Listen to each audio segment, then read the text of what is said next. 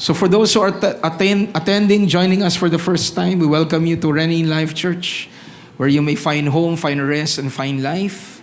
And as we partake of the elements of communion, let's believe that the miracle-working power of Jesus is still available to everyone that believe. Manalig at manampalataya na sa pamamagitan ng kanyang mga latay, tayo ay nakasumpong ng kagalingan. So right now, anyone who needs prayer, sa kanyang katawan, meron kayong iniindang sakit, I would like you to stand up wherever you are right now as we believe together that in Christ Jesus there is healing. Father, as we come together as your family, and there are brothers and sisters of mine na tumayo na meron po silang iniindang karamdaman, meron pong iniindang sakit. Sa mga oras na ito, Panginoon, as we are about to partake the bread, inaalaala namin ang mga sugat ng Panginoong Jesucristo na tinamo niya upang sa aming mga katawan ay masumpungan po namin ang kagalingan. Wala pong imposible sa iyo, Panginoon, and you release your word. And when you release your word, Lord, healing comes over your people. So we thank you so much that as we partake, we are receiving the word of healing over our bodies. Nothing is impossible with God. And as we declare that over our bodies, the power is being released. At alam namin, Panginoon, na merong nangyayari at nagaganap. We may not be able to see it in the flesh, but we know that in the Spirit, Lord, you're already releasing something, Lord God, in our physical bodies. Restoring anything that is sick. Restoring anything, Lord God, that is weak. Freeing us. Thank you, Lord. This is our declaration. In Jesus Christ's name, amen and amen. Let's all partake by faith. Kainin po natin ng sabay-sabay na may pag-alaala sa Panginoong Jesucristo.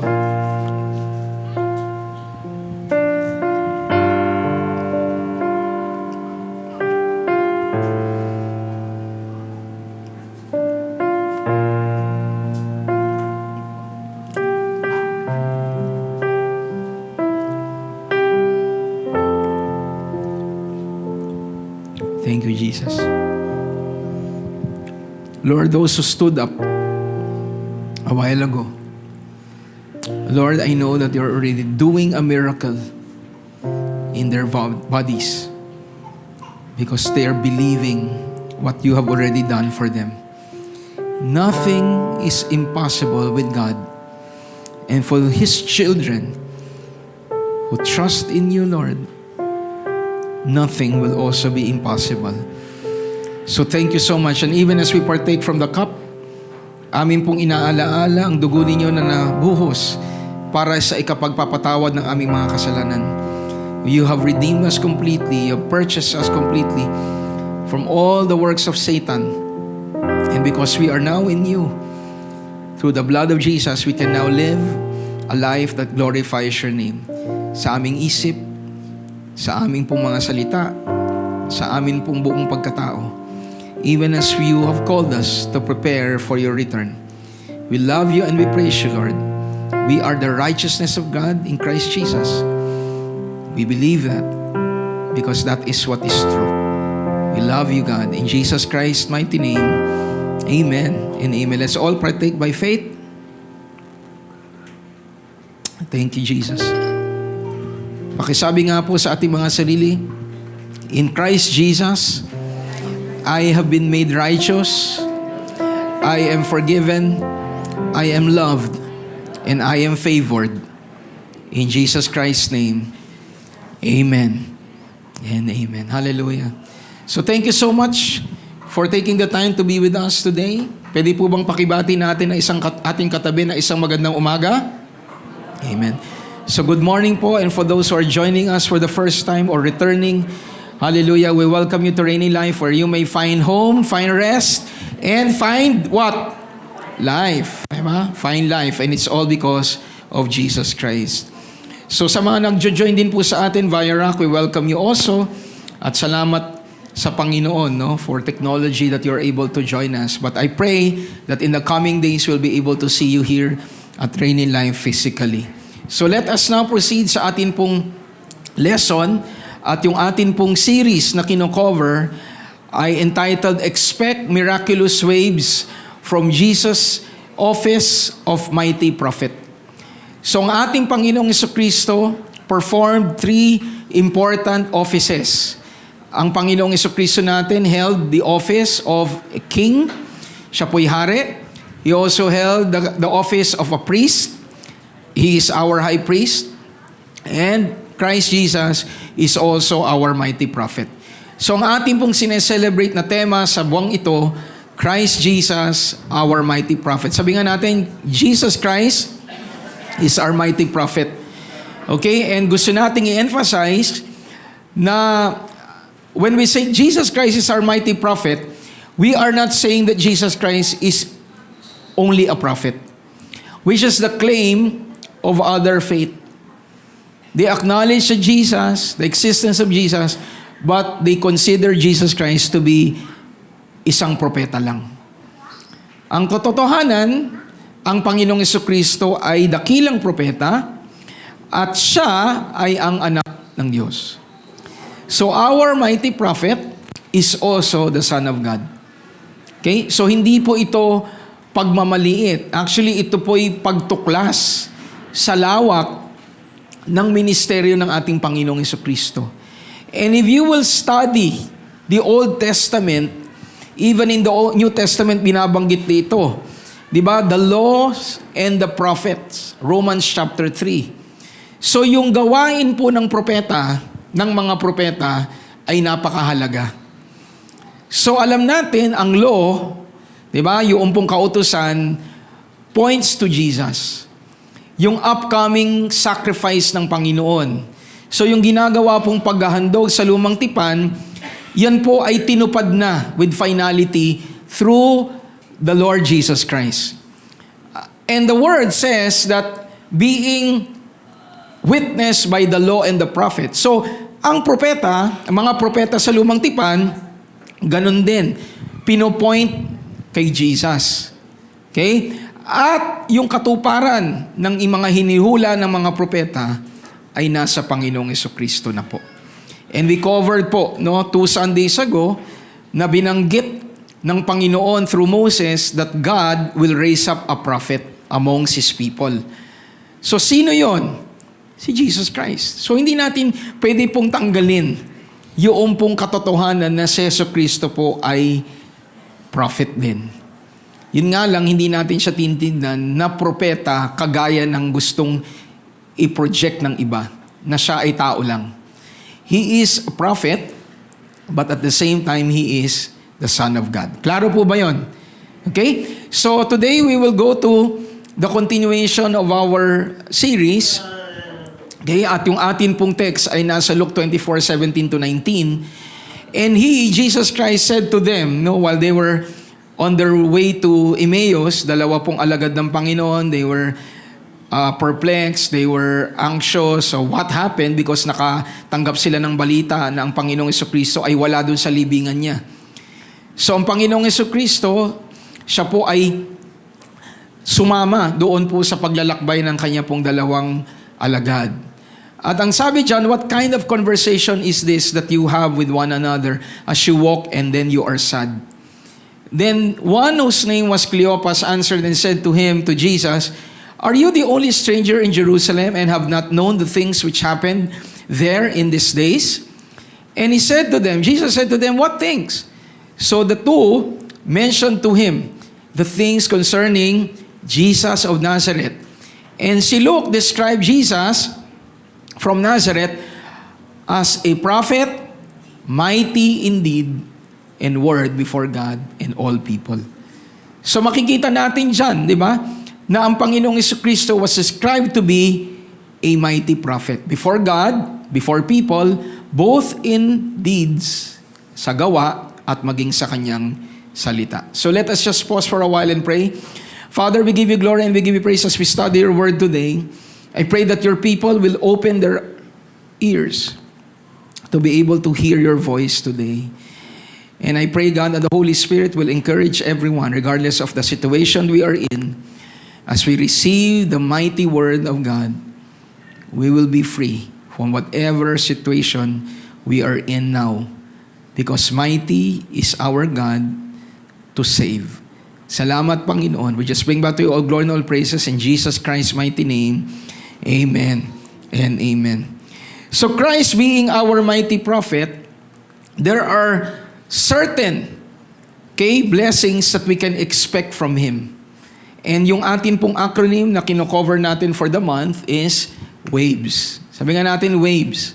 So para pong alon, di ba? Or waves talaga ay alon, parang sa dagat. Di ba ang alon po ay patuloy pong dumadating. Di ba? One thing about seas, meron po yung alon. Di ba? Merong mahinang alon, pero ang dagat po ay lagi pong merong alon.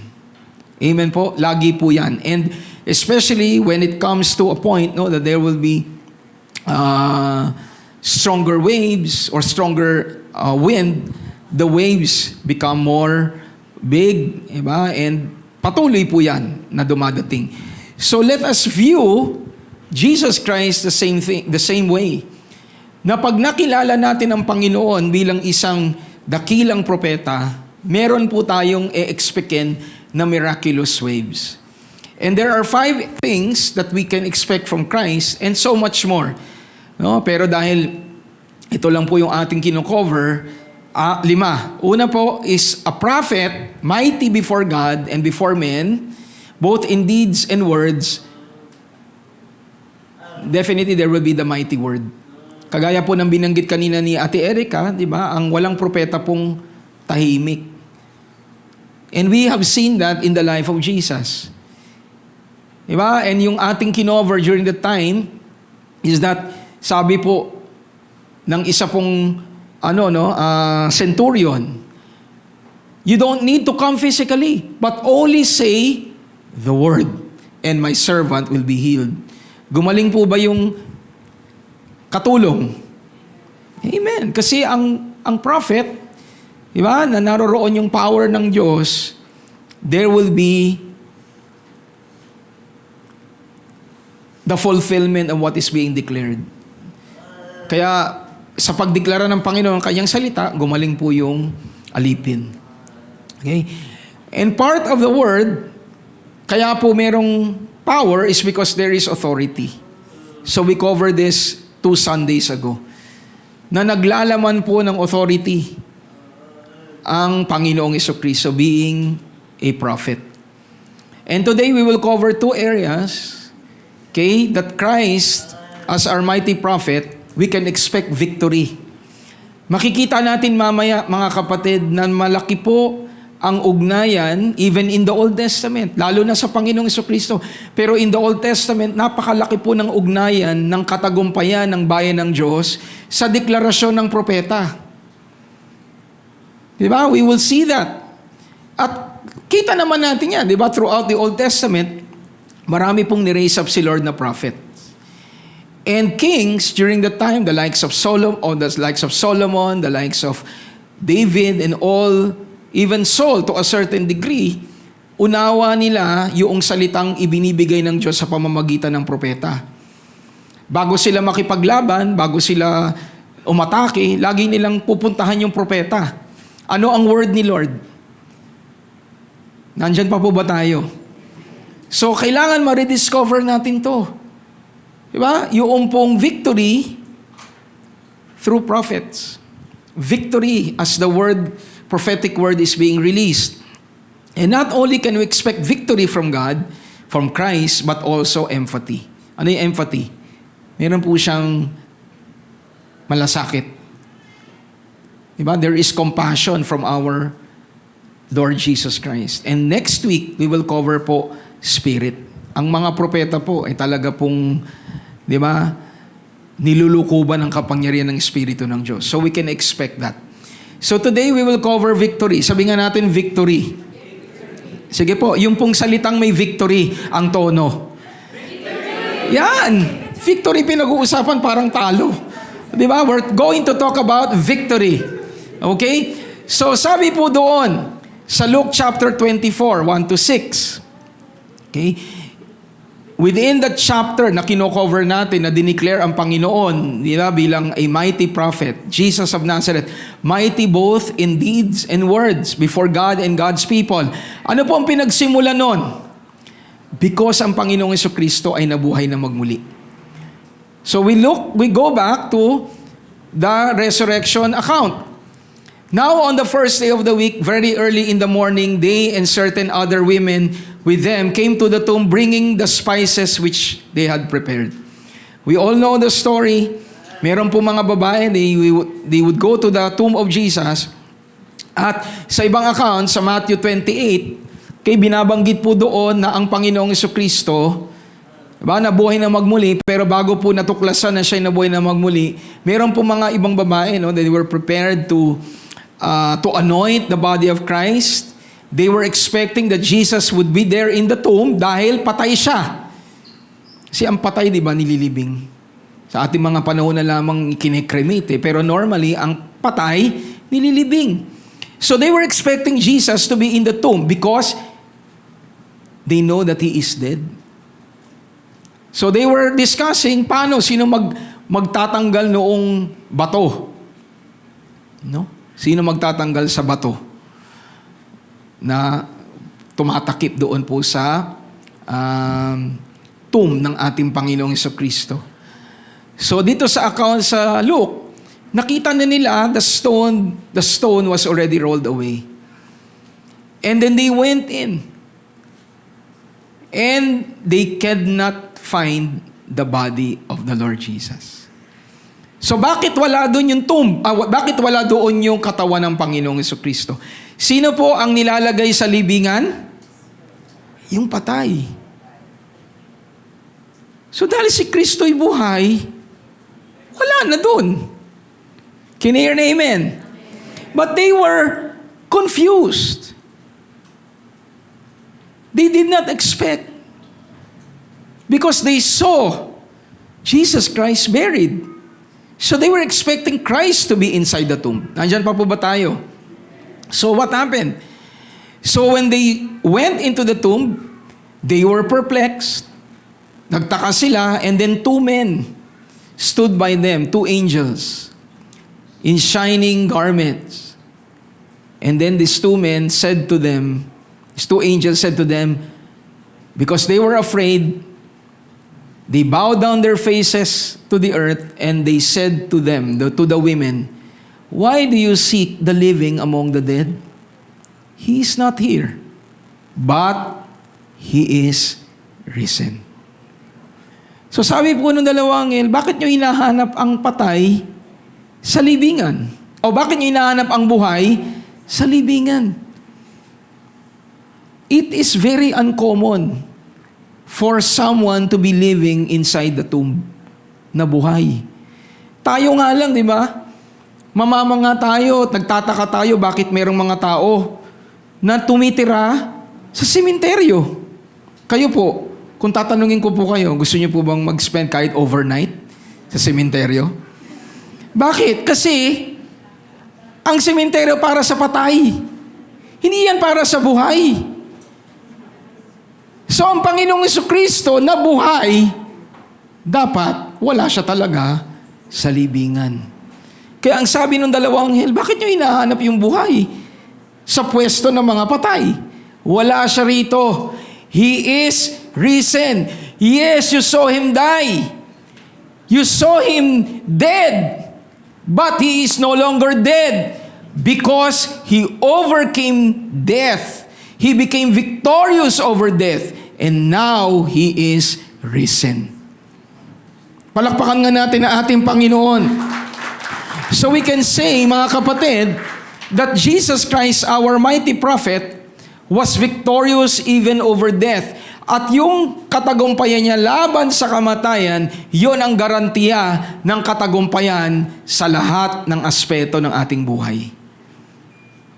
Do you believe that God desires for you and me to be victorious in all aspects of our life?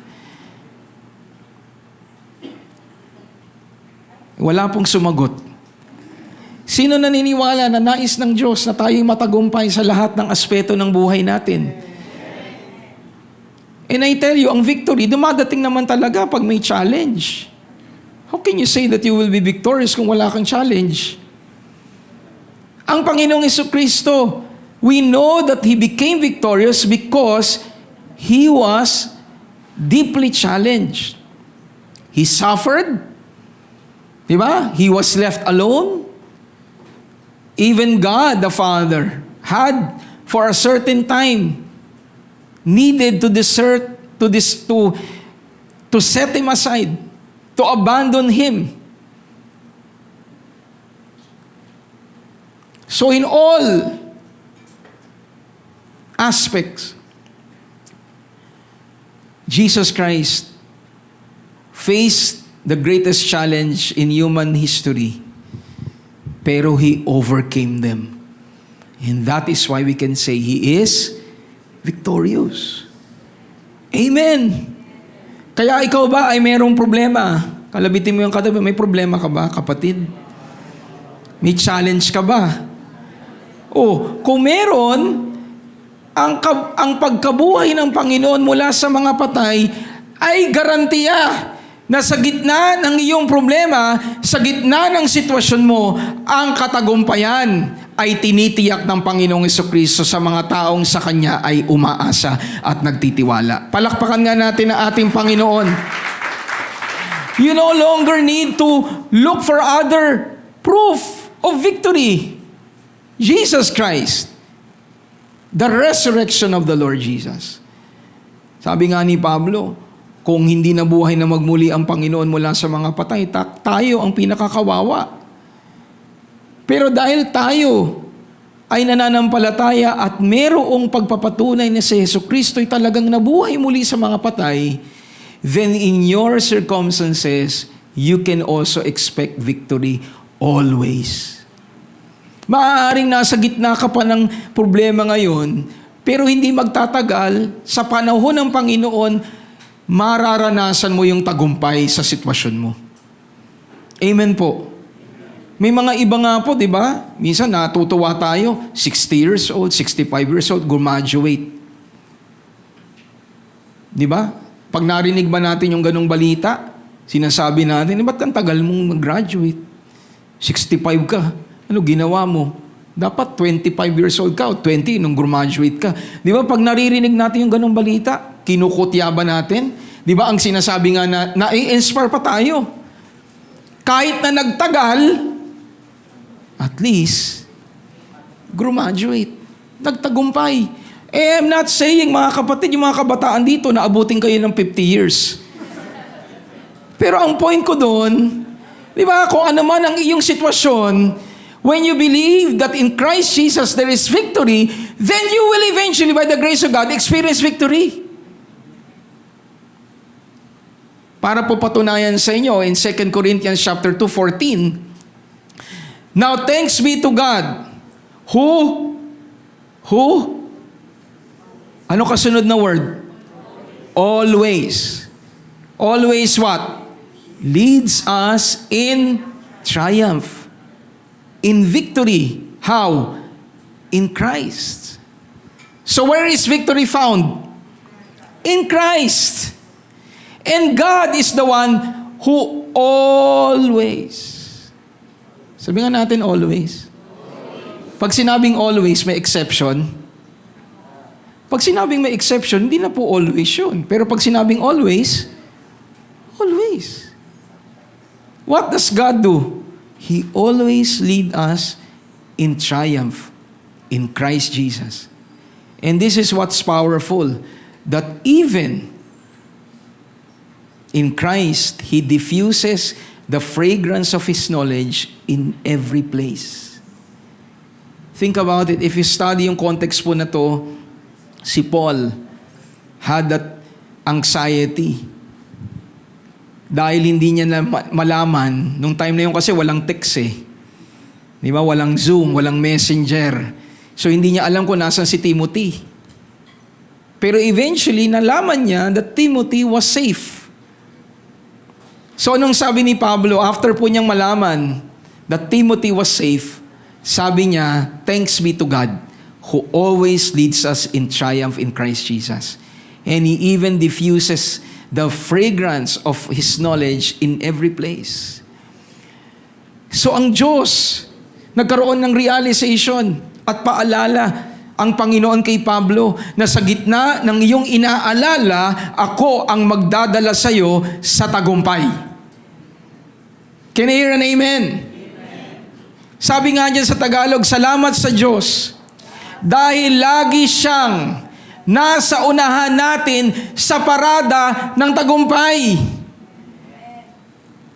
Ginagawa niya ito dahil tayo ay na kay Kristo. Let me ask you a question. Na kay Kristo po ba kayo?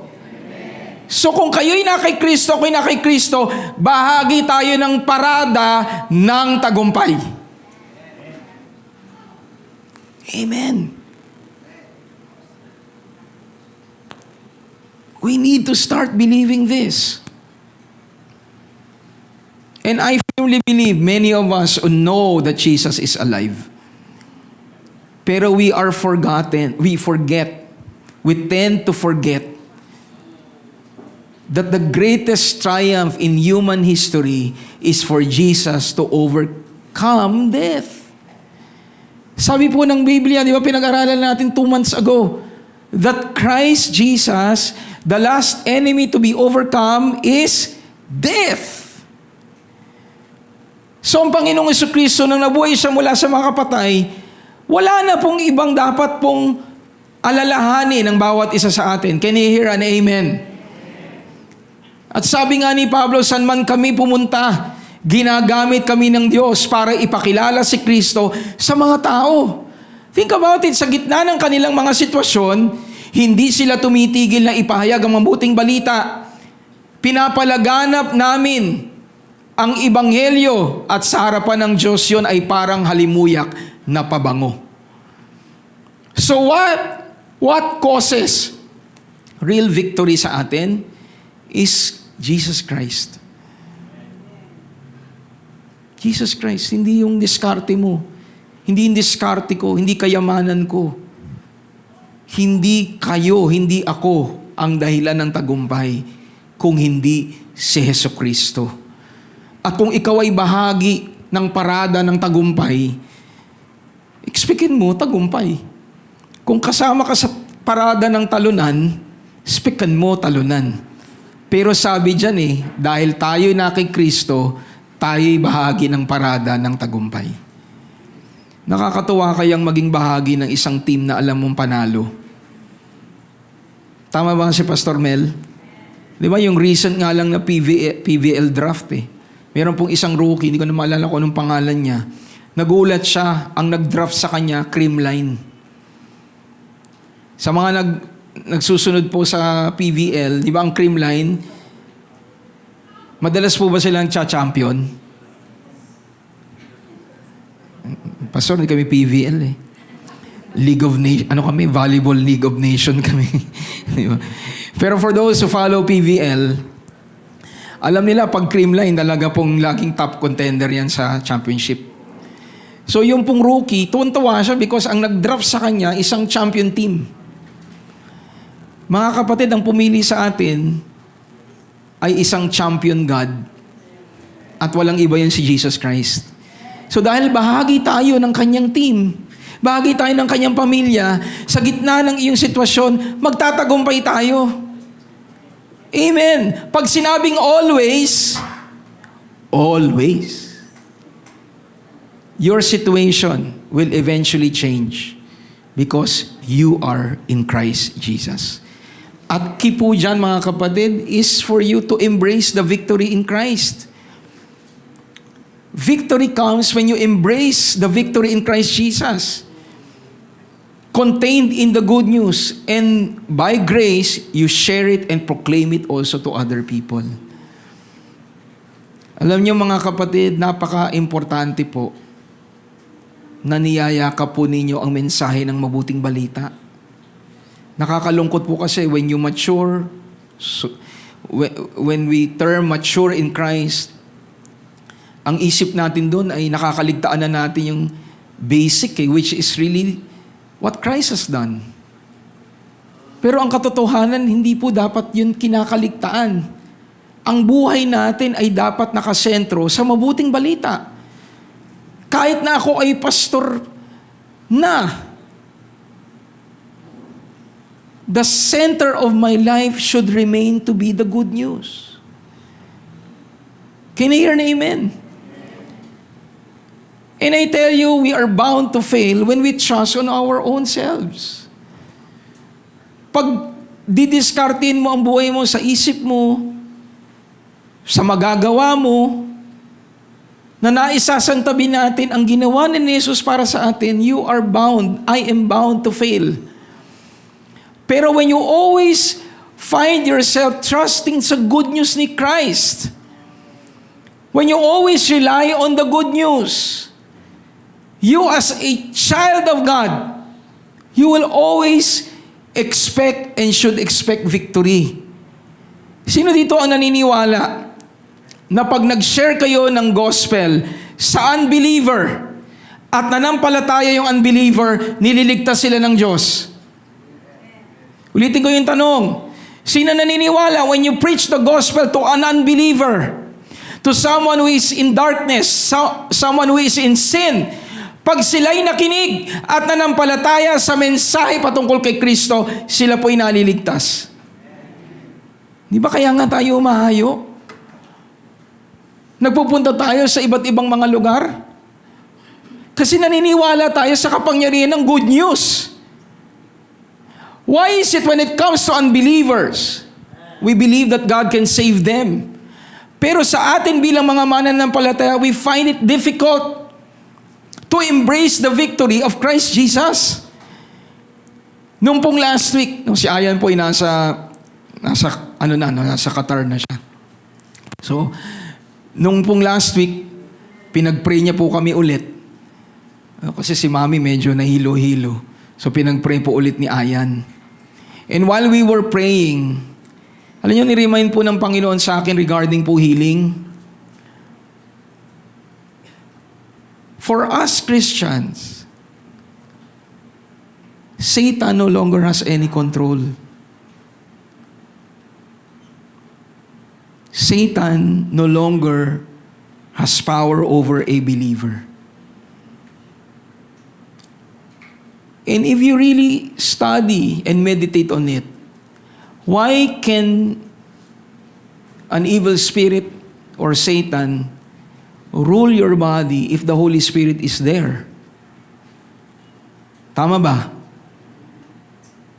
Takot lang ng ni Satanas na tumubi sa Holy Spirit. Tama ba?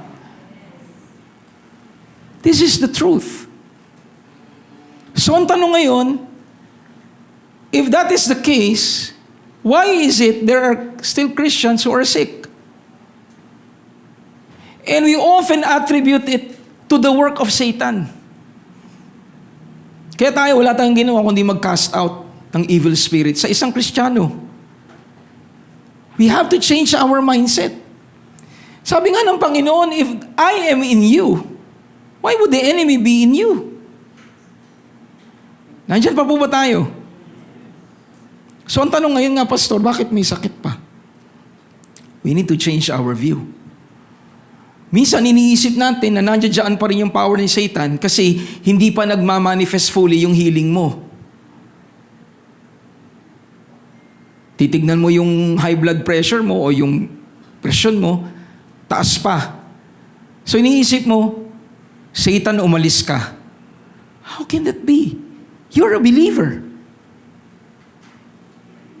Unless what God wants us to understand is that God works in progressions. God works in progressions. God can do instant healing. But God also does progressions. Nandyan pa po ba kayo? So ibig sabihin, when you are prayed over and you declare to yourself the healing power of God, ang gumagalaw na dyan, ang power ni Lord. Amen ba? At darating ang panahon, as you continue to declare by faith, yung power ni Lord sa buhay mo, Ano man yan, diabetes man yan, depression man yan, health condition, lung condition man yan, cancer man yan. When you release the anointing of God over your life, the power of God is already working. Satan is no longer there. Actually, the truth is when you accept Christ, Satan is no longer in you. Nandiyan pa po ba kayo? So we need to start believing that. At ang binigay na analogy ni Lord sa akin, think of it this way, Mel. Yung anak po ni na Carl. Lahat naman tayo. Nung pinanganak tayo, lahat tayo sanggol. Magugulat ka kung ipinanganak kang ganyan ka nakalaki. Lahat tayo ipinanganak na sanggol. So yung yung diameter ng iyong heart, yung laki ng iyong brain, yung laki ng lungs mo, iba nung ikaw ay isinilang kumpara ngayon. Yung heart mo grew. Your brain developed. Your lungs developed. Nandyan pa po ba tayo? It started small and it grew. The same thing with you. When you experience the miracle of God through the prayers, through the anointing being released, nagsisimula yan maaaring maliit. Pero sa grasya ng Panginoon, yan po ay lalaki. Na darating ang panahon, yung pancreas mo na hindi nagpo-produce ng tamang amount ng insulin, magpo-produce na ulit yan ng nararapat na ayon sa pangangailangan ng katawan mo. Yung heart mo na dati ay barado, pero dahil sa grasya ng Panginoon, di ba? Yung anointing na re-release sa puso mong barado na punong-puno ng kolesterol, sa grasya ng Panginoon yun po ay kanyang nililinis. Amen po. Di ba ang gamot kaya mo iniinom? Dahil alam mo, i-address niya ang kailangan mo. Kung mataas ang kolesterol mo, uminom ka ng gamot, expectin mo, yung gamot na pampababa ng kolesterol, bababa ang kolesterol mo. The same thing with prayers. The same thing with the Word of God. You need to start believing that God is doing something. And Satan no longer has any power over your life. You may be diagnosed with diabetes, hypertension, but Satan no longer has any power over your life. Bakit ba dumating yan? And common, mga kapatid, kaya tayo nagkakasakit dahil ginagamit mo yung katawan mo. Tama ba? Sa mga may diabetes. Hindi naman pagbangon mo may diabetes ka na. Di ba? Kaka-check up mo, uy, wala pa akong diabetes. Di ba? Kain ka pa ng kain ng asukal. At sa grasya ng Panginoon, eventually, yung hinahanap mo, lumabas na. Di ba? Kasi kain ng sugar, tas wala pa rin diabetes. Pero eventually, kasi yung pancreas mo continues to produce insulin. Sa panahong iyan, kaya pa nang napoproduce ng pancreas mo. Pero darating yung panahon, it will already catch up on you. So mga kapatid, what I would like to say to everyone, at times sickness come to us because of normal wear and tear. Nangyayari. So let us not attribute it na si Satanas ang gumagalaw sa iyo. If you're a believer, if you're a Christian, Satan no longer has any power over your life. And you need to start believing the power of God in your body, in your soul, especially in your spirit. And everyone shouts, Amen. Can we give the Lord a clap offering of praise? So every time, yung po mga kapatid natin, di ba? Maaaring iniisip natin, ilang linggo na akong tumatayo. Pinagpe-pray ako ni Pastor Mel. Salamat kay Lord, may ginagawa siya sa iyo. Every time you receive prayer, God is doing something in you. Hindi lahat ng nakikita, hindi lahat ay basehan natin yung nakikita natin. Tama ba?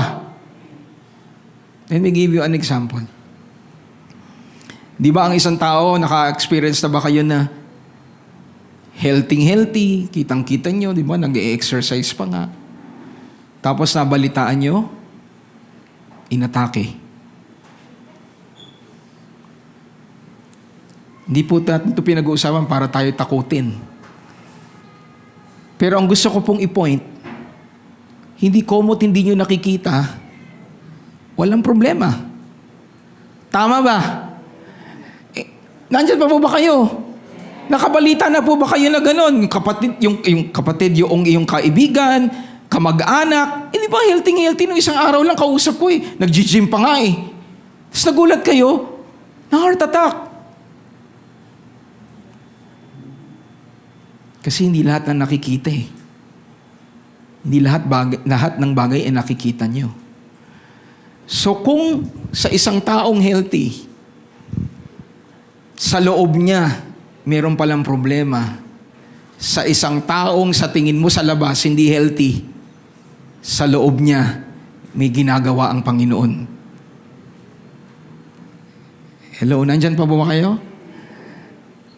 Sino po nakakuha ng ini-explain ni Pastor Mel? Amen. Di ba, gulat na gulat ka. O, kala ko healthy yun. Pag tinignan ko naman siya sa panglamas, healthy. Yung pala, hindi. Ganon din po, vice versa. Hindi ko kayo nakikitang malusog sa labas, walang ginagawa si Lord. Whenever you believe God, whenever you trust in the victory of Jesus, merong nangyayari sa kalooban mo. Meron siyang ginagawa. Sa asawa mo, sa kapatid mo, diba? Sa'yo. Ano man ang nakikita mo? Manampalataya ka na ang victory eventually magmamanifest sa pinapanalangin mo. And everyone shouts, Amen. Can we give the Lord a clap offering of praise? So the question now is, how do we effect the victory of our mighty prophet? Sabi po dun sa kwento, remember how he spoke to you when he was still in Galilee. This is what Jesus said. The Son of Man must be delivered into the hands of sinful men and be crucified, and on the third day rise again. Kanino pong mga salita ito? Kay Hesus Kristo. Sabi niya, the Son of Man, I will be delivered to suffer. I will die, but I will rise again. And they remembered the words of Jesus. So ano po ang kaparaanan para ang victory ay maganap? They remembered the word. And Jesus, as a prophet, he spoke it out. He spoke it. Diba? Ilang beses niya sinabi that I will suffer, I will die, but I will rise again. So the same thing with all of us, mga kapatid. For us to experience the victory, you need to declare it. So proclaiming faith in the words of Jesus Christ is what releases the victory He already won for us. Huwag po tayong mahiya. Sabi nga kanina ni Ate Erica, huwag tayong mahiyang ideklara ang katagumpayan ng Panginoong Jesucristo. Can you hear an amen? May mga kausap po ba ako ditong mga tinubos ng Panginoon?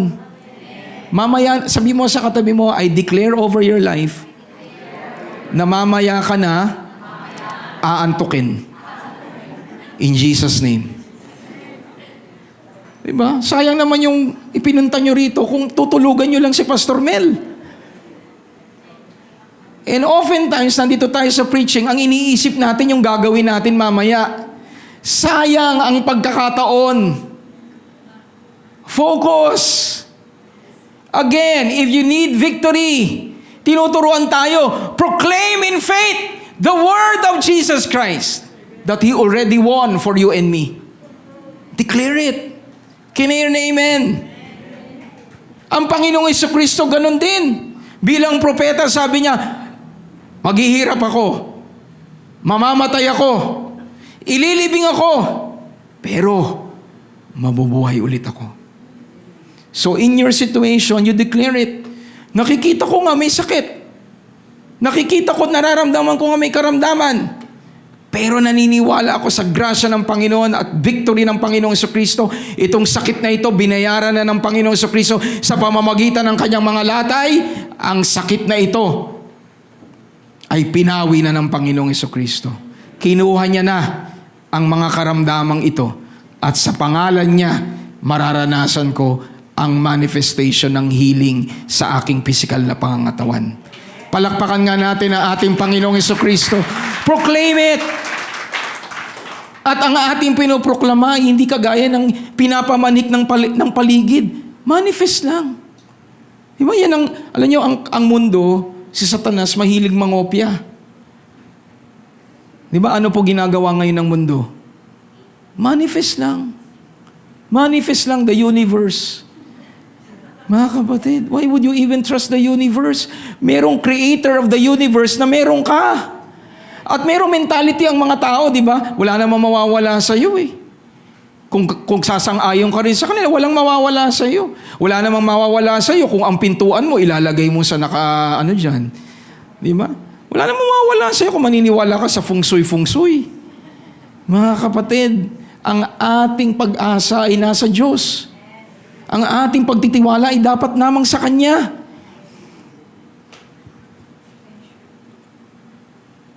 Di ba? Hindi sa pag-ikot-ikot ng pinggan. Magkakaasawa ka. Di ba?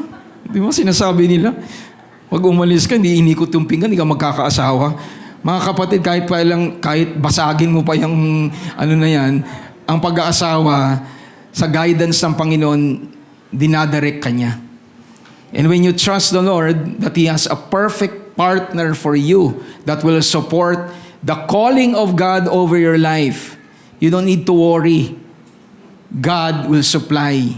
God will lead you to the person that will support the calling of God over your life. And everyone shouts, Amen. Palakpakan nga natin ang Panginoon. So wag nating iasa ang atin pong buhay sa mga hula-hula at mga manifest na yan. Tayo mga kapatid, we have the Bible.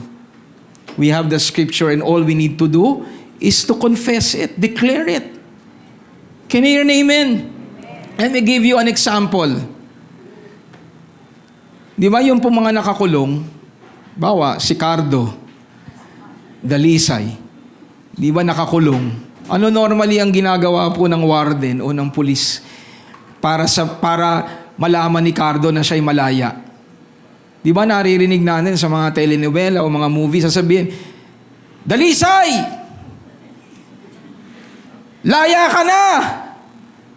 Di ba? Tama ba? Di ba? Inaantok pa yung preso. Di ba? Dalisay! Cardo! Laya ka na! Oh. So pag narinig ni Cardo na laya na siya, ano gagawin niya? Di lalabas siya dahil narinig niya na malaya siya. Amen ba? Oh, sa isang hukuman, pag yung isang tao dumaan sa proseso, 'di ba, ng investigation, so 'di ba? Sa bandang dulo, paano mo malalaman na hindi guilty yung akusado? 'Di ba? Dalawang sistema, merong judge, merong jury. Sa Pilipinas, judge eh. Amen. Lalo na ngayon, ang mga judge, sikat na sikat, di ba? Sa impeachment. Hallelujah. So let's go back. Sasabihin po ng hukuman. Diba? Babasahin yung kanyang hatol. Tapos sa bandang dulo, actually sa bandang umpisa pa lang, sinasabi na kagad, I find that so and so Cardo Dalisay is not guilty.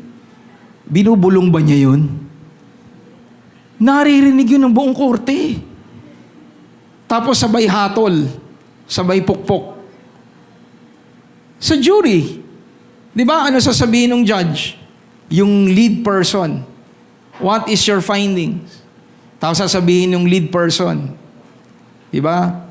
In the case versus ganyan-ganyan, we find the defendant not guilty. Binubulong ba niya yon? Ano ginagawa niya? Sinasabi sa lahat ng nakikinig. The same thing with everyone. Kung ikaw ay malaya na sa Panginoon, kung ikaw ay binigyan na ng Panginoon ng victory, anong kailangan natin gawin? Sabihin mo. Declare it over your circumstance. Declare it over your situation. And this applies to all aspects of your life. Whether be family, whether relationship, whether finance, whether healing, whatever it is in ministry, we are called to proclaim the victory of Jesus Christ. Palakpakan nga natin ang ating Panginoon. Hallelujah! So proclaim it. Instead of you complaining, release faith through your words. Amen po. Because we walk in victory when we believe the prophetic word in Christ released over our lives. You need to start believing it. Kasi ang atin pong pagkaranas, nagsisimula sa pagtuklas. You cannot embrace something you do not know. And when you know it, you proclaim it. Can I hear a big amen? There is a need for you to believe the prophetic word. Sabihin nga natin prophetic word. At muli po, si Jesus Christ is the fulfillment of all prophecies. So when you believe Jesus, you are putting yourself in a position of walking in victory. Can I hear a big amen? You need the prophetic word. Kaya isang bagay po, mga kapatid, hanggat maaari po na huwag niyong palilipasin, ay hindi kayo magpasailalim po sa salita ng Diyos. You need the prophetic word being released in your life. Amen po. Let's go to an account in the Old Testament. Sa 2 Chronicles 20:14-17. Ito po yung account na during the time Jehoshaphat and Judah, pinagkaisahan po sila ng kanilang mga kalaban. Ng ang Ammonites, Moabites, at yung iba pang mga karatib na mga tao doon po sa bansa, sa kingdom. So, they came to a point that they were afraid. Sino ba naman ang hindi matatakot? Pinagkakaisahan sila ng kanilang mga kalaban. Nandyan pa po ba tayo? Pero in the midst of their situation, this is what God did. The Spirit of the Lord came upon Jahaziel, the son of Zechariah. Zechariah, a servant of God, one of the minor prophets. And then the son of Benaiah, the son of Jeiel, the son of Metaniah, a Levite of the sons of Asaph, in the midst of the assembly, ang Espiritu ng Diyos lumukob sa isang lingkod niya na ang pangalan ay si Jahaziel. And this is what he said. The prophet said these words. Listen. Sabi niya, listen, all you of Judah, and you, inhabitants of Jerusalem, and you, in particular, King Jehoshaphat, makinig kayo. Sabi niya, thus says the Lord, do not be afraid, nor be dismayed because of this great multitude. Sino yung great multitude? The Moabites, the Ammonites, and all the ites. Termites. All of the ites din. Sabi niyang propeta na pinasasabi ng Diyos, huwag kayong matakot. at huwag kayong panghinaan ng loob. Sa tingin po ninyo, bakit sinasabi ni Lord yon through the prophet na huwag kayong matakot? Bakit niya pinapasabing huwag silang matakot? Ano nakikita ni Lord? Hindi takot. Kaya sinasabi nila, huwag kayong matakot kasi alam ng Diyos na takot sila. Kaya binabanggit natin ang propeta, hindi lamang yung more thinking natin about the future. Kung ano yung nakikita ni Lord, nire-reveal niya. Nandyan pa po ba kayo? Tanong mo yung katabi mo. Natatakot ka ba?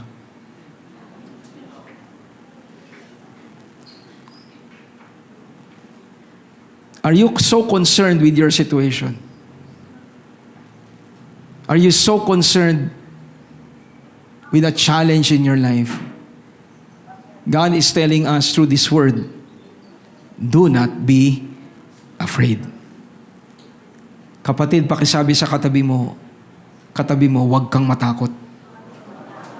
Sige, yung may pananampalataya, sabi mo sa kanya, huwag kang matakot. Because of this great multitude, sabi ni Lord, through the prophet, why? Because the battle is not yours, but it is God. Bakit tayo matatakot sa isang labang hindi naman ikaw ang dapat nakikipaglaban? Amen ba? Tama ba? Tayo na, kailan ba laban ni Pacquiao? Tuwan-tuwa pa nga tayo, nakikipaglaban siya eh. Ang takot na takot, yung asawa, yung anak, at saka si Mama Junisha. Pero tayo, tuwan-tuwa pa tayo. Bakit? Hindi naman natin laban yun eh. Sabi nga ni Pacquiao, di ba? Ang laban na to. Di ba? Para sa'yo. Di ba? Hindi natin laban yun. Pag hindi mo laban, hindi ka matatakot. Tama ba? So kung ang laban ng karamdaman ay hindi sa iyo, kundi sa Diyos, huwag ka matakot. Kung ang laban sa kasalatan ay hindi sa iyo, kundi sa Diyos, huwag kang matakot. When you learn to surrender everything to God and acknowledge that the battle is not yours but God, you will no longer be afraid. Tanong ko, lagi po bang nananalo si Lord? Amen. Kaya huwag kang matakot. Pakisabi sa katabi mo, huwag kang matakot. Kasi ang laban na yan ay hindi sa iyo, kundi sa Diyos. Ang lahat po ay magsabi ng Amen. Palakpakan nga natin ang ating Panginoon. Amen! Hallelujah! Let's continue. So, ang naging instruction ng propeta, tomorrow, go down against them. They will surely come up by the ascent of Ziz, and you will find them at the end of the brook before that wilderness of Jeruel. You will not need to fight. Sabi mo nga sa katabi mo, you don't need to fight.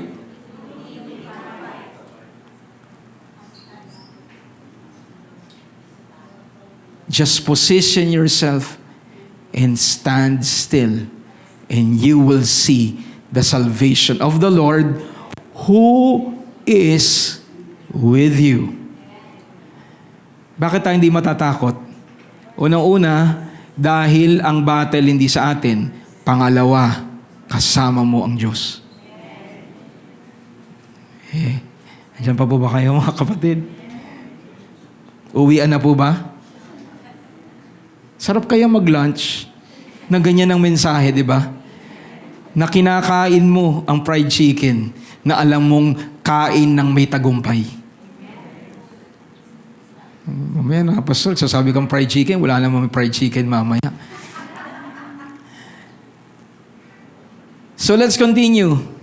He is with you. And Judah and Jerusalem, do not fear or be dismayed. Tomorrow, go out against them, for again, the Lord is with you. Sino dito ang kasama ng Diyos? Palakpakan nga natin ang ating Panginoon. Kaya alam niyo po, nung narinig po yan ni Jehoshaphat, magpatuloy tayo na what happened. So in the midst of any battle, the Lord will release His prophetic word to those who seek Him. Ano po ang ginawa po ni Jehoshaphat sa gitna po ng nagbabantang panganib? Ang unang-una niyang ginawa, hinanap niya ang salita ng Diyos. Yan po ang dapat nating matutunan. In whatever situation. I've experienced going through humongous difficulties.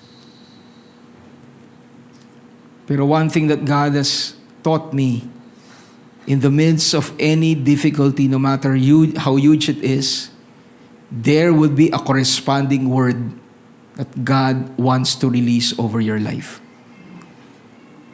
Can you hear a big amen? Kaya sa gitna ng gera, sa gitna ng laban, umasa ka, may salita ang Diyos dyan.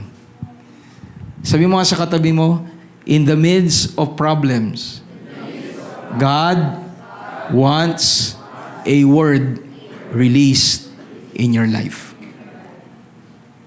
So dalawang aspect, sabi natin kanina, you confess, you declare the word, the prophetic word over your situation.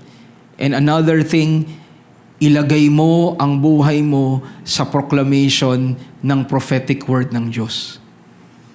Kaya kanina binabanggit ko po sa inyo, wag na wag po ninyong hahayaan, lalo na kung wala naman talagang mabigat na dahilan, for you to miss out church.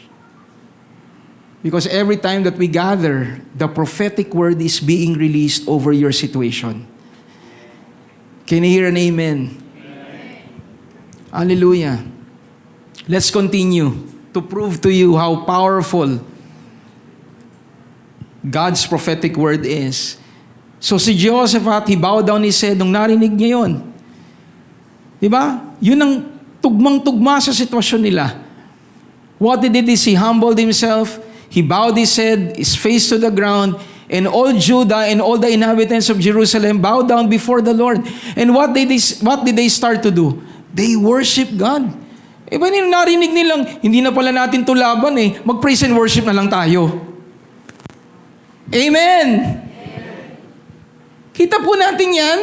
Nung sinabi po ni Lord through the prophet, the battle is not yours. Ano pang gagawin natin? Di na pala tayo makikipaglaban eh. What did Jehoshaphat do? Worship the Lord. Amen. Sabi mo nga sa katabi mo, kung ang laban ay hindi na sa'yo, ang natitira na lang gawin sa harapan ng Diyos, ay purihin siya. Palakpakan nga natin ang ating Panginoon. Sige po, malakas sa palakpak sa mga mananagumpay dito. Amen! And this is what he said. Then the Levites of the children of the Kohathites and the children of the Korahites stood up and they praised the Lord of Israel with loud voices, loud and high. So lahat sila doon naging soprano.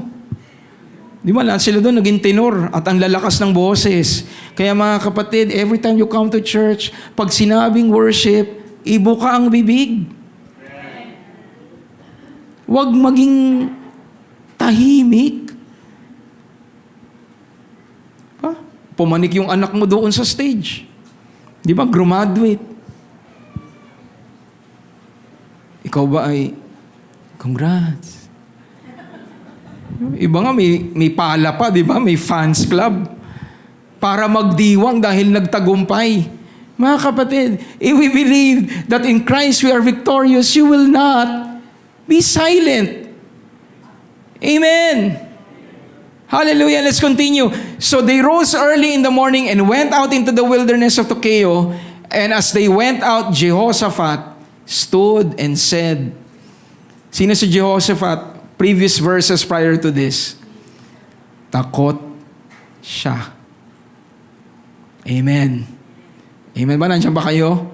Di ba yun ang word ni Lord sa kanya? Huwag kayo matakot. Oh, nung narinig niya na yung word ni Lord, yung prophetic word, na ang battle ay sa Diyos, Si Jehoshaphat na mismo ang tumayo at sinabi niya sa buong bayan niya, "Hear me, O Judah, and you inhabitants of Jerusalem. Believe in the Lord your God, and you shall be established. Believe His prophets, and you shall prosper." Ano sinasabi dyan ni Jehoshaphat? Manalig tayo sa Diyos at manalig din tayo at magtiwala sa salita na dinala niya sa pamamagitan ng kanyang lingkod. Mga kapatid, sa oras na to, ang Diyos ay may pinapasabi sa inyo. The Lord wants you to believe the prophetic word being released in your life. Ang mensahe na binibigay ng Panginoon every Sunday, every Wednesday, every Friday, every day, hindi yan minimin lamang para inyong pakinggan. You have to believe na ang binibigay ng Diyos sa salita sa pamamagitan ng lingkod niya ay ang salitang kailangan mong tanggapin upang maranasan mo ang tagumpay ng Panginoong Jesucristo sa buhay mo. Learn to acknowledge the roles of God's servants over your life. Can I hear a big amen? In the church setting, in the church community, meron pong tinatalaga ang Panginoon ng mga lingkod niya. Magtiwala kayo ng Diyos gumagalaw sa kanila. Pag diniklara ng pastor, no, God is healing you. Believe it. Can you hear an amen? Yung dinideklara ng pastor, hindi naman sarili niyang kapangyarihan yun. Yun ay salita ng Diyos. Panaligan natin na ang Diyos gumagalaw doon sa lalaki. Nandyan ba tayo? Sa panahon natin ngayon, we need to understand the value of submitting ourselves to the prophetic word. Nakakalungkot sa panahon natin, Christians no longer understand the value of the prophetic office, the proclamation of the Word of God. We need to remove that mindset. Klaro po yan. Believe in the Lord and believe in the prophets and you will prosper.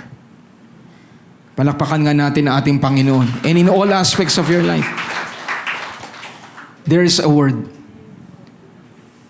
Kahit nga po sa mga relationships, sa mga kabataan na nandito, mga young adults. I heard one preaching, si Pastor Stephen Prado. Sabi niya, involve your pastors. No, in your relationships, involve them. Kasi pag nagka-problema kayo, bumabalik din kayo sa pastor niyo eh. Tama ba? Pag meron kayong problema, sino po naiisip yung unang tawagan? Oh. Di ba? Pag problema, ako una yung naiisip. And I'm not saying, na nagrereklamo ako. Pastor, iniwan ako. Hindi mo, chinit ako. Nung una ayaw na, sekreto-sekreto ka pa eh. Ang point doon, and even in all aspects of our lives, if we can seek God's Word and have that desire really to know more from God through God's servants, do it. Amen po. Sabi ko nga po doon sa isang kausap ko, kung talagang ang direksyon ng Panginoon sa buhay mo yan, wala namang mawawala kung i-confirm yan ng pastor nyo eh. Tama ba? Kaya minsan, nagsisikreto kasi alam, hindi sang-ayon. Tama ba si pastor? Tama ba? Oh. Believe in the Lord and believe in His prophets and you will prosper. Can we give the Lord a clap offering of praise? Sige po, malakas sa palakpak sa ating Panginoon. So, And we know the story. Okay, after po niyan, alam niyo po, yun nga, nag-set up sila ng mga praise and worship team at natalo po yung kalaban. At ang nagpatayan, sila-sila. Yung mga kalaban. Tapos alam niyo po kung ilang araw para po maidala at maiuwi yung mga nakuha nilang mga kayamanan? 4 na araw. For 4 days. Ganun po katagal na naibalik nila yung kanilang nakuhang mga ginto. Bakit? Sino po nakipaglaban? Sino nakipaglaban? Si Lord. Pag si Lord ang nakipaglaban, sigurado may iyong kang iuuwi.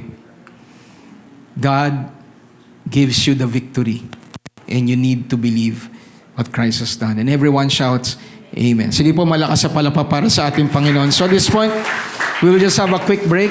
I know it's already 12. So believing in Christ's prophetic word through His servants allows us to experience the victory it contains. Again, mga kapatid, napaka-importante po that you understand the prophetic word being released over your life. Hallelujah. So we will be having a short break. We will be giving to God. Today po is 4th Sunday. And being 4th Sunday, we will be planting and sowing seeds sa pastoral ministry. Whatever the Lord is impressing upon your heart, that you can sow and plant sa buhay po ng pastor. Do it, and by faith, trust that God will cause a miracle when we follow God's guidance. Let us pray. Father, we give you glory and we give you praise as we give this morning. We trust, Lord God, that you will do mighty things today, even as we sow seeds into your kingdom. Sa buhay po, Panginoon, ng pastoral ministry or ng pastor, Panginoon, we know that you have released your blessing, and we want to trust that when we sow seeds in the life of your servant, financial breakthrough happens. So we thank you, Lord, for the opportunity to be blessed this morning by sowing seeds into your kingdom. In Jesus Christ's mighty name, amen and amen. So give to the Lord. Hallelujah. For those who are online, you can join us. You can give via, hallelujah. Thank you, Jeric. You can give via GCash or via our bank accounts. Praise the Lord. And paalala po sa atin, next week we only have one celebration, 9 o'clock, dahil 5th Sunday po. And we will allocate more time to worship and to praise the Lord. At mamaya po, 2 o'clock, mayroon po tayong vibe for all ignited and exceed young adults. No? Mag-stay po tayo to have fellowship.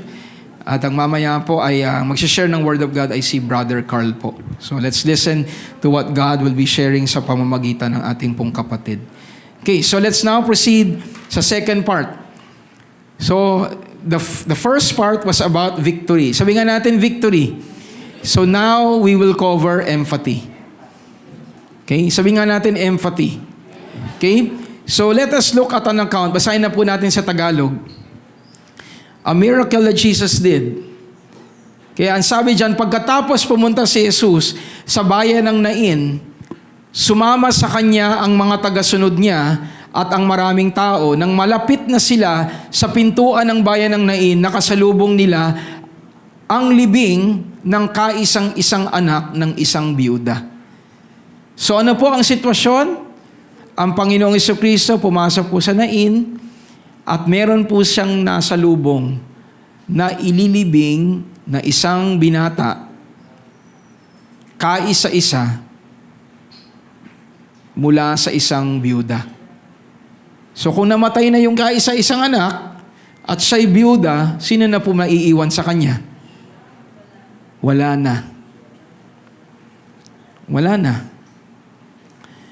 So marami ang nakikipaglibing, which tells us na itong pamilyang ito ay maayos na pamilya. Kasi marami nakikipaglibing eh. Tama ba? Ewan ko kung iyan ang isip nyo. Pag walang nakikipaglibing, di ba? Bawa iilan lang, nabibilang lang sa daliri. Ba't parang Kukunti naman ang nakikipaglibing dito. Di ba, minsan ang iniisip mo, siguro, ano to? Natukhang. Di ba? Siguro ang yung buhay nito hindi naging pagpapala, kaya maraming galit, kaya ako konti. Kaya yung mga iba, di ba?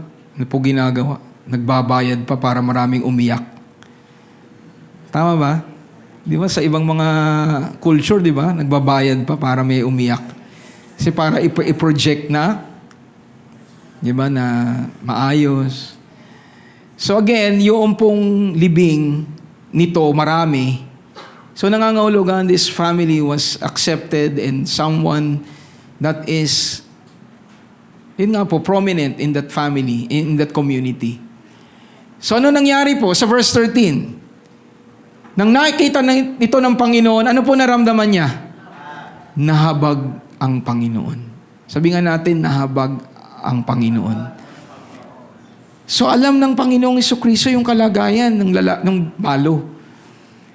So nahabag siya. At sinabi niya, nang makita niya, ang biyuda, huwag kang umiyak. Kung kayo po yung biyuda, sinabihan ng Panginoon, huwag kang umiyak. Ano po sasabihin niyo? Bakit mo naman ako sasabihan hindi umiyak? Ito na nga sitwasyon ko, naiisa na lang ako rito. Tapos pagbabawalan mo kung hindi umiyak? Nandyan pa po ba tayo? So hindi ang Panginoon, hindi lang siya basta nagsabing huwag ka nang umiyak, nang wala siyang gagawin. Sabi nga natin, may gagawin ang Diyos. And that is the true meaning of compassion. The true meaning of compassion causes you to act. Marami sa atin, di ba? Nakakaawa naman yun.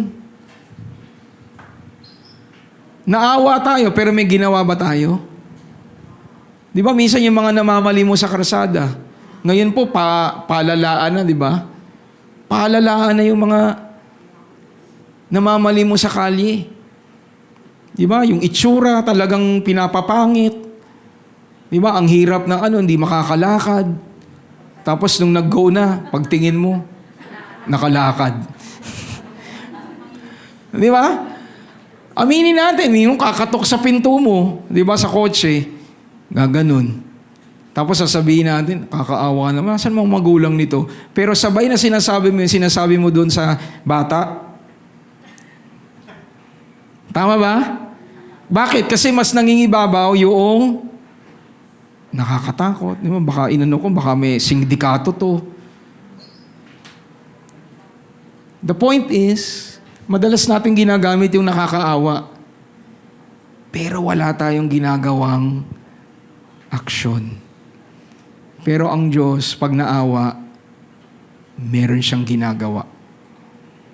Palakpakan nga natin ang ating Panginoon. So anong ginawa niya? Nung sinabi niya doon sa babae, huwag kang umiyak. Nilapitan ni Jesus at hinawakan ang kinalalagyan ng patay upang tumigil ang mga nagdadala nito. At sinabi ni Jesus, sabi nga natin, sinabi ni Jesus. Bakit niya sinabi? Kasi propeta siya eh. Prophets proclaim God's word. Amen. At sa panahon ngayon, ang sinabi ng Panginoon bilang prophet, binata, bumangon ka. Ano po ginawa ng patay? Umupo. Tignan mo yung katabi mo. Buhay ba siya? Yung patay nga nakikinig eh. Diba? Think about it. The dead was able to hear the word of the mighty prophet. At ang nangyari nung diniklara, yung power, yung declaration, rise up, young man, binata, bumangon ka. Umupo nga ang patay at nagsalita at binigay ang binata ni Jesus sa kanyang ina. So ang tanong ngayon, talaga po bang hindi na iiyak yung nanay? Hindi na. Bakit? Yung dahilan ng kanyang pag-iyak, ni-resolve ni Jesus.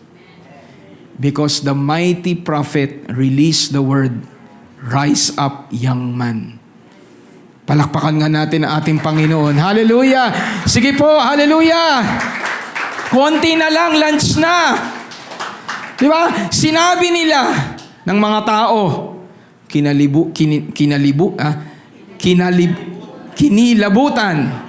kinilabutan ang mga tao at nagpuri sila sa Diyos at sinabi nila, inalala tayo ng Diyos. Sinugo niya sa atin ang isang dakilang propeta. At sino itong dakilang propetang ito? Sa verse 13, siya yung propetang nahabag. Are you listening po? Are you listening? Our Jesus Christ doesn't only exercise power and authority, He is the one who exercises empathy. And I tell you, every motive of God, everything that God does, ang motibo niya ay pag-ibig. Pastor, paano mo nasabi na ang motive ni God laging pag-ibig? Kasi God is love. Sabihin nga natin, God is love. So, ibig sabihin, everything that He does is with love. Because He is love. Kahit pa yan correction. Kahit pa yan paghatol. Meron siyang pinag-uukulan ng pag-ibig kaya niya yung ginagawa. Let me prove to you, judgment. Why would God, if He is really love, why would He judge people? Alam niyo po ang reason? Because He loves the church. This world belongs to the redeemed. Alam ng Panginoon na ang kanyang mga anak ay nag-iintay sa kanyang pagbabalik. Kaya darating ang Diyos, maghahatol siya dahil mahal niya ang iglesia. Everything that He does is because of love.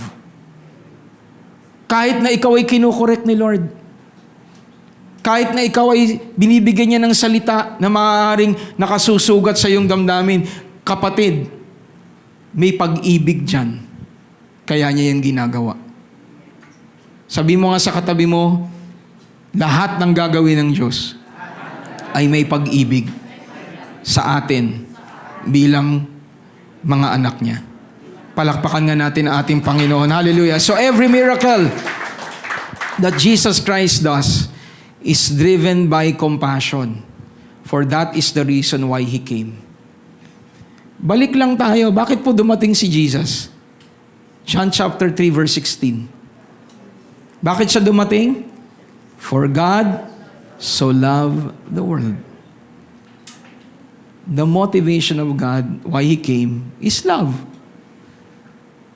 So, lahat ng ginawa niya, nagpagaling siya na may sakit, pinalayas siya yung masasamang espiritu, nagdeklara siya ng prophetic word, nagdeklara siya ng teaching, nagprophesy siya, nagpreach siya. Lahat ng yon is because God so loved the world. Amen! So when you understand na love ka ni Lord, walang dahilan para hindi ka niya tulungan. Tama ba? Do you agree with me? Sabi nga ng Panginoon, for those who listen to us, last week sa Father's Day, tinuro ni Pastora Pia, kung kayo na masasama, meaning nagkakamali, nagiging mahina na mga ama sa lupa, kaya niyong magbigay ng mabuting bagay sa inyong mga anak, higit pa ang inyong ama na sumasalangit. Na magbibigay siya ng mabubuting bagay sa lahat ng humihingi sa Kanya. Sa Luke, ang ginamit doon, ibibigay ang Holy Spirit. Sa Matthew, ang ginamit doon, ibibigay ang mabuting bagay. Are you listening? He does it because He loves us. Diba tayo mga magulang, pag may nangangailangan yung anak natin, Matitiis mo ba yun? Lalo na kung may kakayahan ka. Sino naniniwala na ang Diyos kaya niyang gawin ang lahat? Oh, kung kaya niyang gawin ang lahat at alam nating mahal tayo ng Diyos, bakit tayo magdududa na hindi tayo tutulungan ng Panginoon? Lahat kaya niyang gawin. And whatever you have now, mga kapatid, learn to trust the Lord. Ano man ang sitwasyon mo. Kanina pong umaga, doon po sa... No, before I go there, I just like to define this. The word compassion. The word compassion is splangnitz zumai. Splangnitz zumai. Compassion na lang. Diba? To be moved in the inward parts. So yung compassion really ay hindi lang yung nalungkot ka. Kung kagaya na example ko kanina, di ba, yung namamalimos, nalungkot ka. Hindi compassion yon. Ang compassion, matinding damdamin. At sa isang taong may matinding damdamin, gumagalaw. Tama ba? Pag naawa ka sa anak mo, nakakaawa naman yung anak ko. Di ba, nadapa? Ano gagawin mo doon sa anak mo? Kung naawa ka. Di ba, tutulungan mo. Bakit? Naawa kay. May compassion ka. May compassion tayo. Yun ang tunay na compassion. At ang Diyos, nang naawa siya sa kalagayan ng mundo, ano ginawa niya? Ibinigay niya si Kristo. So there is no reason for us to doubt that God truly loves us. Dahil ang Diyos, hindi lang siya puro salita. Ang Diyos, lagi pong may karampatang gawa. Dahil ang meron siyang damdamin talaga ay tunay na malasakit sa bawat isa sa atin. Kanina I mentioned, I'm almost done, 2 more slides. Pero I cannot help but not share this. Kasi shinare ko to kanina. Kahit na ano pa sitwasyon mo, ano man ang kalalagayan mo, learn to come to God because He is compassionate. Kahit na ano pa ang meron ka ngayon. Kanina sinabi ni Juanita dun sa exhortation sa huddle, give to God 100%. Sabi nga natin, give to God 100%. And habang sinasabi niyo, the Lord gave me this so powerful word. Kung halimbawa ito pong basong ito, puno, lumapit, bawa si Edan, at sinabi niya, Pastor, pwede bang akin na lang yan tubig sa loob ng baso? Puno to. Binigay ko sa kanya, ininom niya ng buo. Ilang porsyento po ang binigay ko?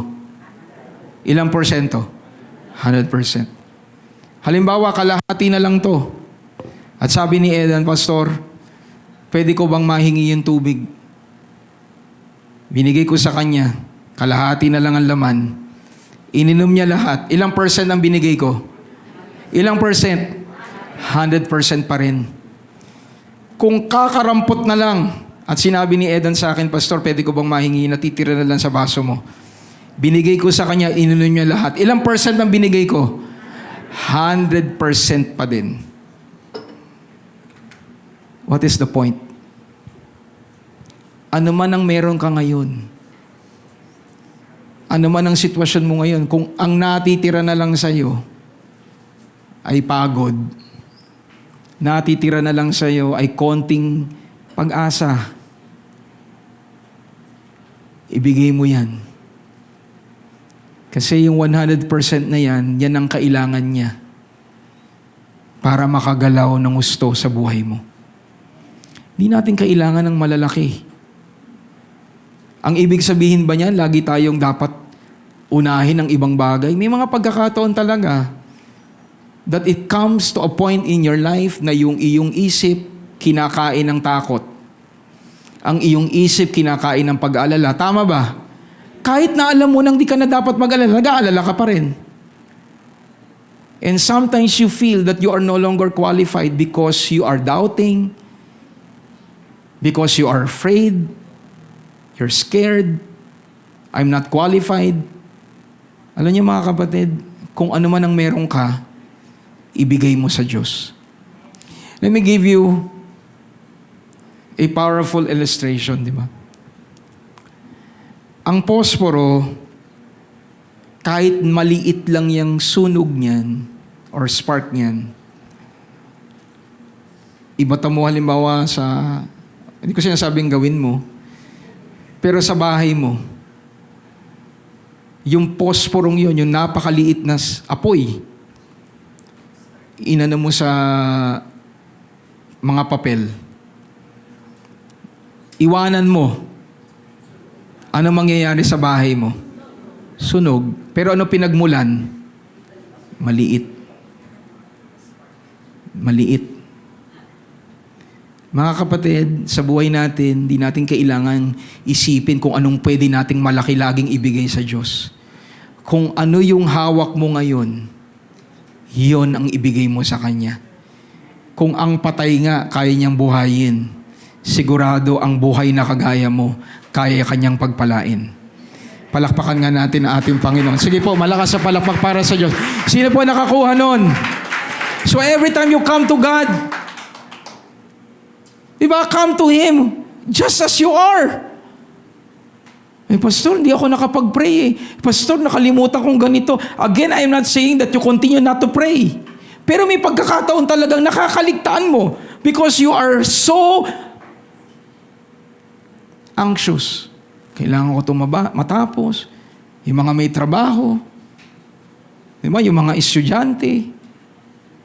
Yung isang araw, yesterday I was talking to someone. Sabi niya, okay ba yun? Na ito yung nararamdaman ko? Okay ba rin ba sa Diyos yun? Na ang feeling ko, hindi ko na ibibigay yung best ko? Na hindi ko ma-handle kung ano yung ini-expect sa akin? Okay ba din ba yun? Ano po sa tingin ninyo ang sagot doon? Whatever you have now, you give it to God. Whatever you have now is 100% when you give it everything to God. Kaya nga ang sabi ng Panginoon, di ba kahit nga doon sa kakarampot na ang sabi, 2 kusing. Ano sabi ni Lord? Ang ibinigay niya, yung ikabubuhay niya. Kasi ang Panginoon, nakatingin siya sa isang taong handang ibigay ang lahat-lahat sa Kanya. At kung ang merong, Pastor, ang meron na lang ako problema eh. Ibigay mo. Amen. Tama ba? Ang meron na lang ako, Pastor, lagi ako nag-aalala. Hindi yun ang ibigay mo. Walang dahilan. Ito nga patay eh. Wala na nga siyang pwedeng ibigay.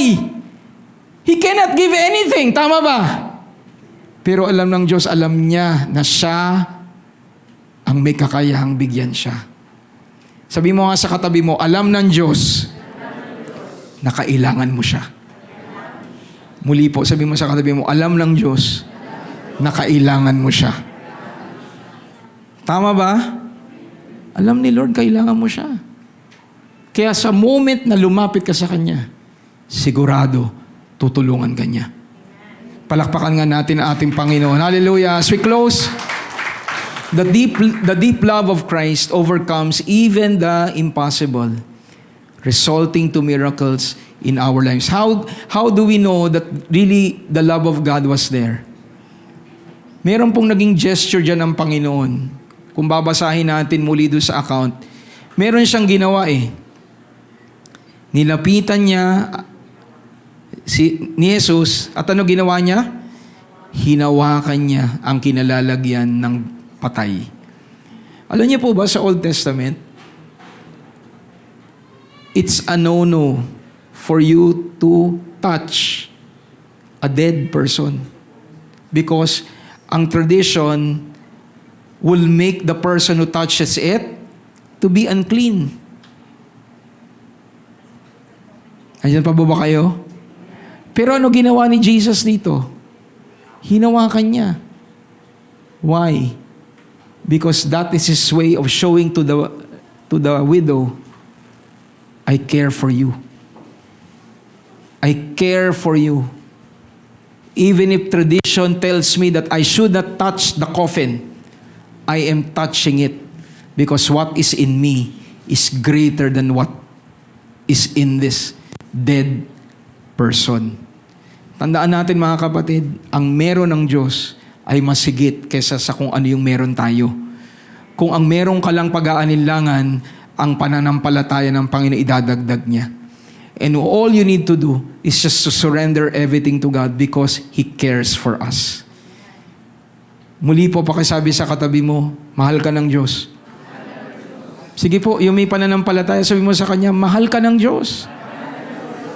Ano ang proof na mahal tayo ng Diyos? Kanino tayo babalik? Kay Jesus Christ again and again. Jesus Christ is the fulfillment of God's love. As we end, to tie things up, believe and speak the words of Jesus Christ, words of love over your situation and see things changing. Can you hear an amen? Huwag tayong tumigil. Sa nananampalataya, ideklara ang salita ng Diyos na mayroong pag-ibig. Instead tayo ma-stress, instead tayo ka-focus na parang wala yatang nangyayari, Lord. Declare the love of God over your situation. Sa asawa mo, sa anak mo, ano man yan, ideklara ninyo ang pag-ibig ng Diyos sa kanila. May mga pagkakataon, you don't need to speak to them directly, but if you are given the opportunity, go ahead and do it. Pero kung hindi man kanila naririnig, ang importante sa harapan ng Diyos, dinideklara mo. Amen ba?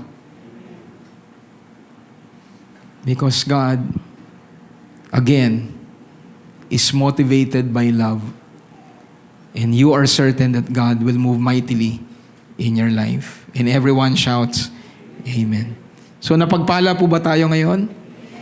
Thank you, Jesus. So from Christ, the office of the prophet, mighty prophet, we can expect waves of miracles. The word, the authority, the victory, the empathy. And next week po, we will cover the Spirit moving in the life of our mighty prophet. Let's all rise up. Thank you, Lord.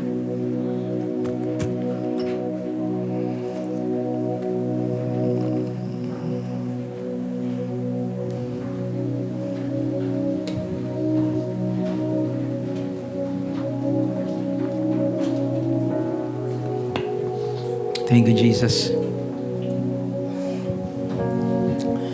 We will declare by faith that in Christ Jesus there is victory. And we are certain that there will be victory because the Lord loves us. Can we all bow down our heads and let us pray before we sing this song to God? Lord Jesus, salamat sa iyong salita na iyong binigay sa amin sa araw na to.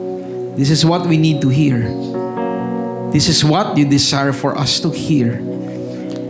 So ano man po ang aming kalagayan, ano man ang aming sitwasyon, we trust and we believe God. And through His Son, Jesus Christ, our mighty prophet, clear, you believe the prophet and you will prosper. Today we put our confidence in Jesus Christ, the one who gave Himself for us, na kahit na kamatayan at kasalanan ay Kanyang napagtagumpayan. Kaya wala na pong natitira na kami po'y dapat gawin kung hindi ang manampalataya at ang pagdideklara ng pananampalatayang ito sa pamamagitan ng pagsamba sa iyo.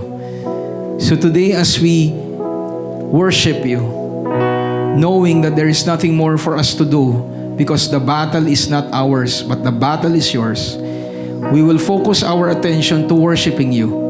We will focus our attention in declaring that God is whom we need. Jesus Christ is whom we need.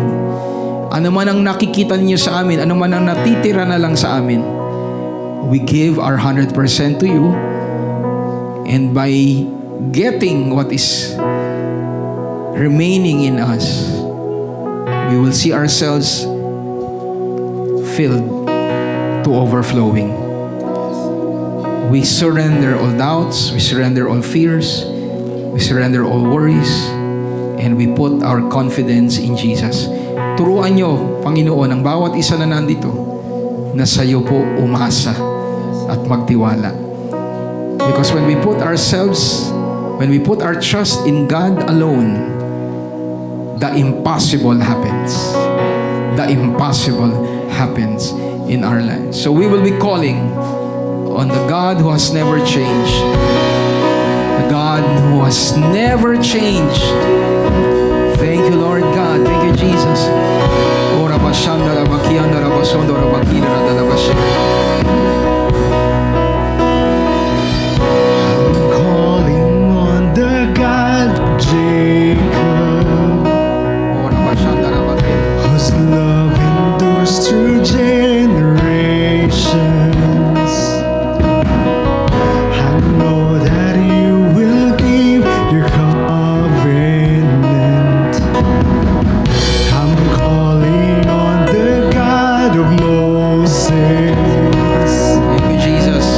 the one who opened up the oceans.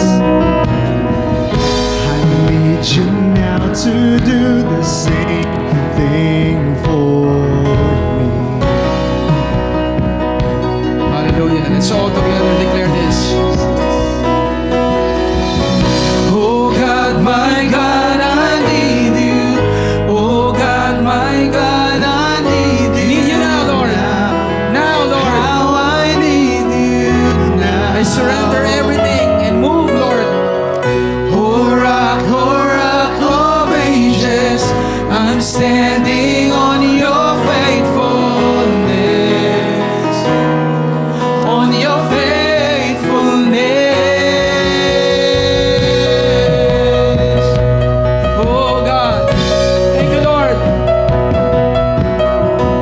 Calling on the God of Mary, Thank you, Jesus.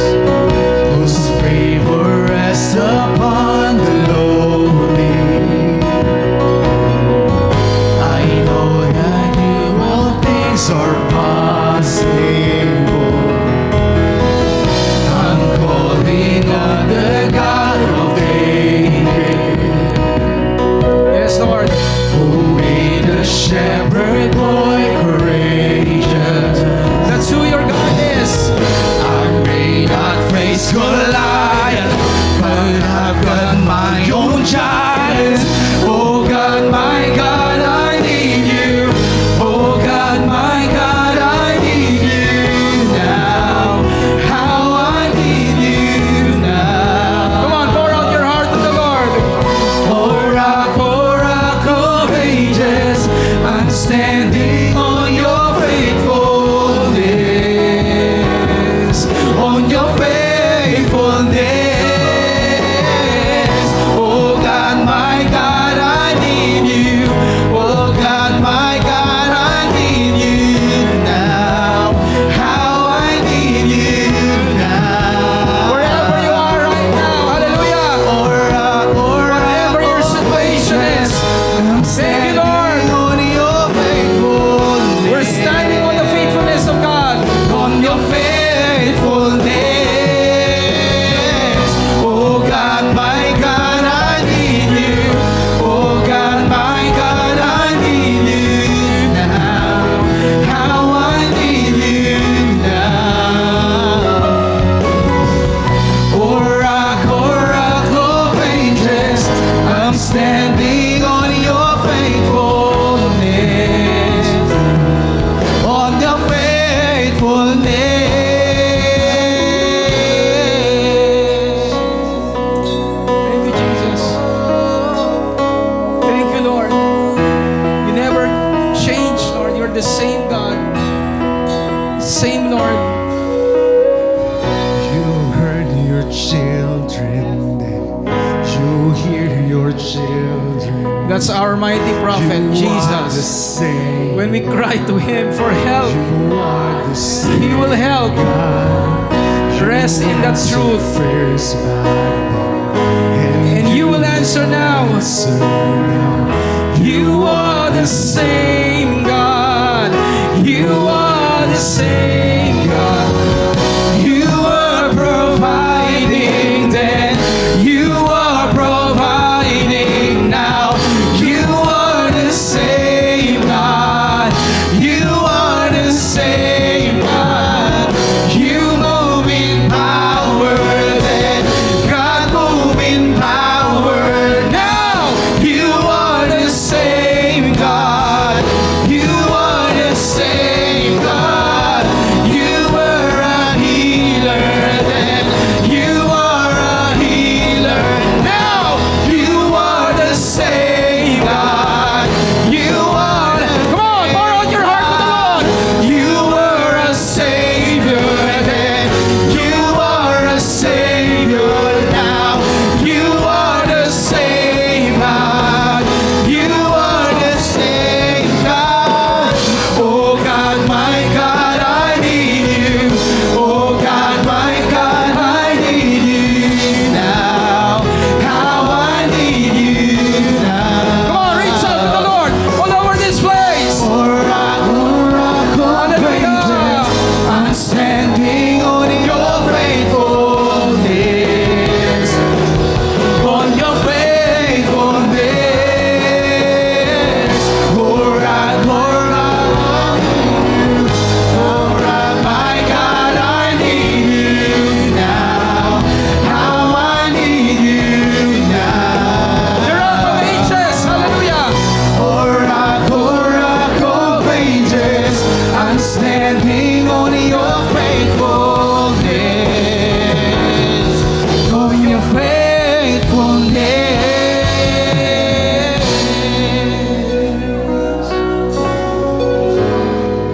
On your faithfulness. We believe in God. We believe in God. Whatever is left in us, Lord, for the past weeks, for the past month, even for the past years, kung na-consume ang aming isip sa pag-aalala, kung na-consume ang aming pong damdamin, Panginoon, sa kabigatan, we know that this thing should not be eating us up. Pero we find ourselves in this place, God, that we doubt, that we are in fear, that we are in worry.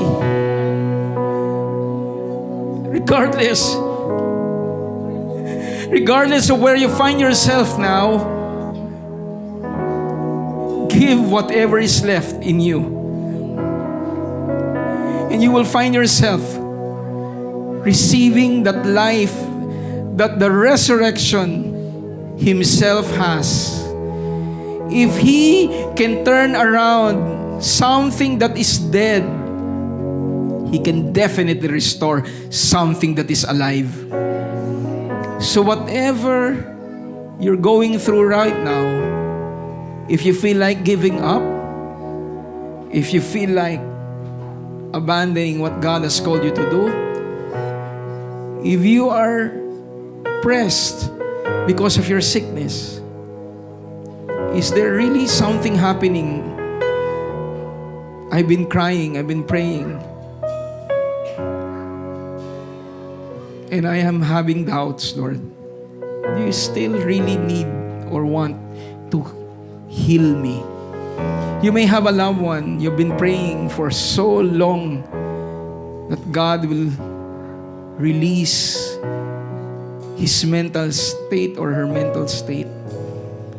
God is telling you today, nothing is impossible with me. Throughout the years, I've been with you, and I have never left you. God is reminding us today, the battle is not yours. The battle is the Lord's. And what is left for us to do is to trust Him. That when it is God fighting for you, you will definitely win.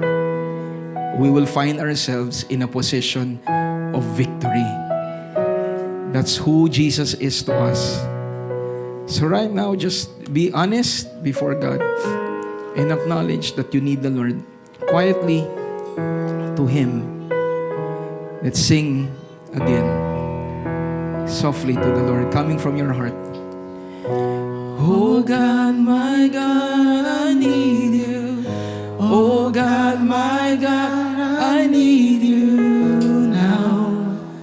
How I need you now. Oh rock of ages, I'm standing on your faithfulness. On your faithfulness. Oh God, my God, I need you. If you can lift up your hands to the Lord as you are singing this song to Him. How I need you now. Oh rock of ages, I'm standing on your faithfulness. On your faithfulness.